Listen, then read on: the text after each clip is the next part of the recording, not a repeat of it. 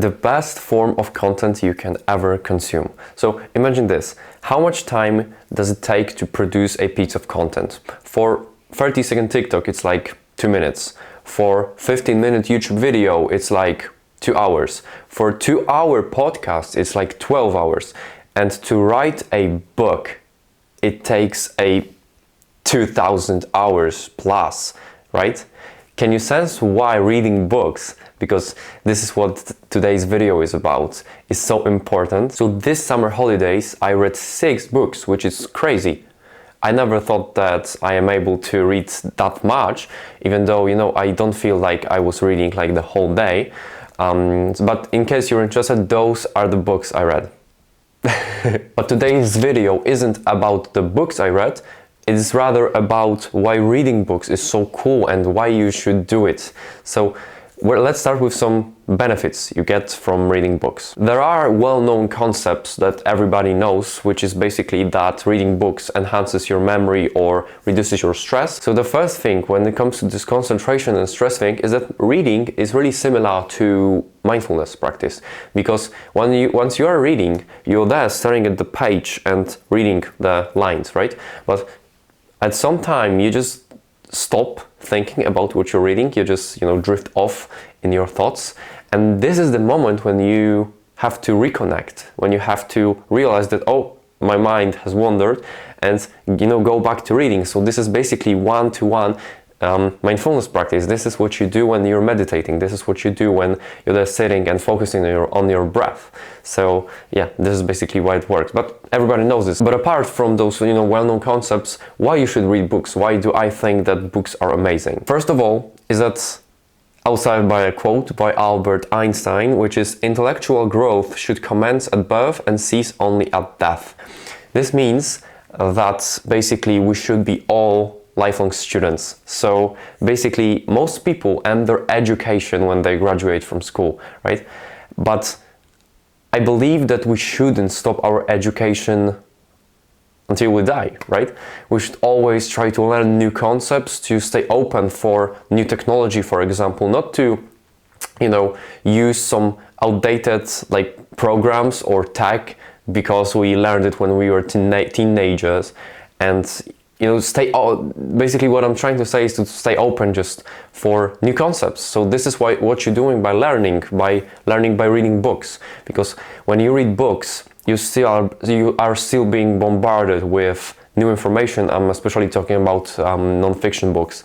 You're being bombarded with new information, with new concepts based on new research. You're still there, just learning, just teaching yourself some stuff that you didn't know previously. And why reading books is better in this case than any other shorter form of content is that you are reading books probably not in you read one book, and not in one day, but in 2 to 3 weeks in general, right? So basically when reading every day, you are basically reviewing the same kind of knowledge every day for 3 weeks. So you really can allow your brain to process it and to remember it better, because you're reviewing it every day, and especially that you're sleeping in between the reading sessions, eventually. So yeah, that's why you learn more from reading books, because you spend more time on the topic than just, by watching one simple YouTube video, which will take 15 minutes, and then you forget it because,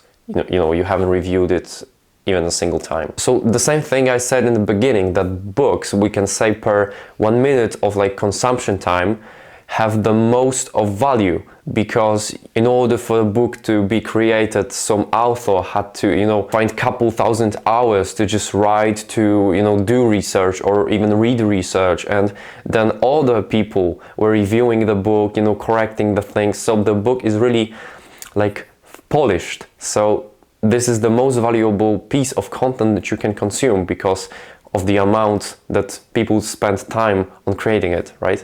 Okay, so if you're not reading yet, or if you want to read more or start to read consistently, I have basically 2 rules for reading that will help you to build this habit once for good. So first rule is consistency. This is the basic knowledge, but Most people do not do this. They only read at weekends, on when they find free time, which they have every day, but they still decide to spend it on scrolling social media or such. So why consistency is so important is the same thing that goes for the gym. If we exercise only when we feel like it, so let's say it's like once a week or once every 2 weeks, it's like we won't get that much progress. We will eventually in like 40 years time, but consistency is a key. You have to stay consistent in order to learn and grow. So the same thing goes for reading. Reading 10 minutes a day is easy because it's only 10 minutes. Even if you hate reading, you can just read for 10 minutes, which will be like 7 pages read for a beginner, right? But you get a lot of value from it. Everything compounds, because reading 10 minutes is easy, but reading 10 minutes every day for a week will result in over an hour of reading, which is quite hard to do, to just sit and read for 1 hour straight, right?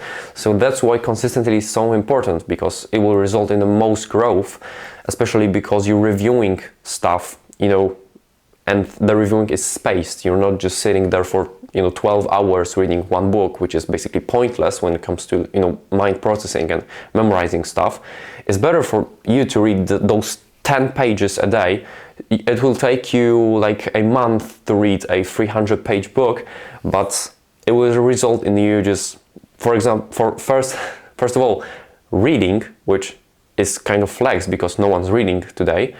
And second of all, you will learn a lot of more concepts because you read for 30 days straight, right? I started reading in 2022, so it was 3 years ago. The time flies so fast, bro.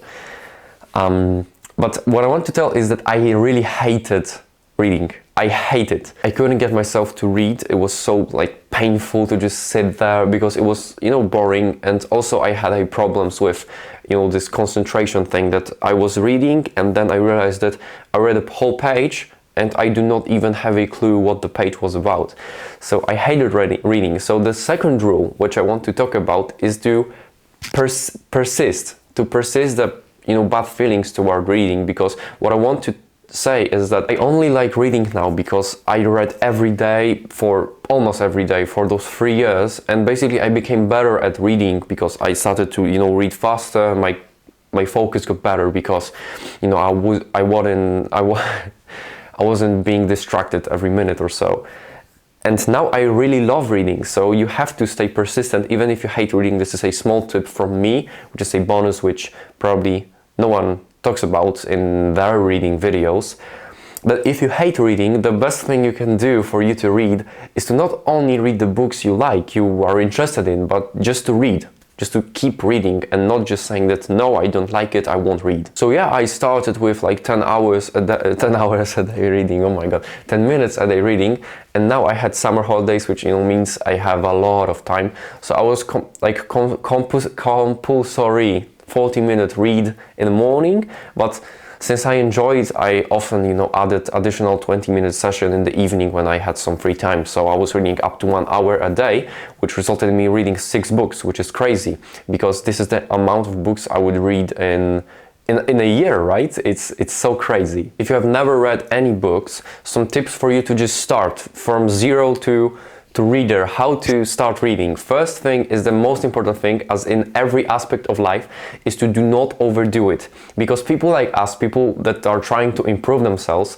have this one thing that they are really trying to be insane at everything. For example, when they decide that they will start reading, they are setting a goal of reading for 1 hour a day when they have never read a book before, right? So the basic tip is just basically what I said earlier, is to just read for 10 minutes a day, just starting 10 minutes a day every day consistently and progressively overloading to just feel comfortable with reading, even if maybe not feel comfortable, but to feel that you can maintain it, that tomorrow you will also be able to read for this 10 minutes and as well day after tomorrow. And second thing, when you want to start reading from scratch, is that you have to obviously choose a good book. For example, you can start with some easy books, like some even fiction books, If I was to recommend something, I would recommend you to read, for example, Tsubaki Stationery Store by Ito Ogawa. Okay, editing Chris here. The nuance is that this book actually hasn't been translated to English. Like, this novel is not translated into English because I tried to, look for the cover for the video. But also I found that this novel will be translated in June 2026. So, I read it in Polish like this, because, I'm natively Polish, but sorry, you cannot read it now. If you do not know any languages, you just have to wait until 2026 if you want to read this book. It's a great book. Okay, back to the video.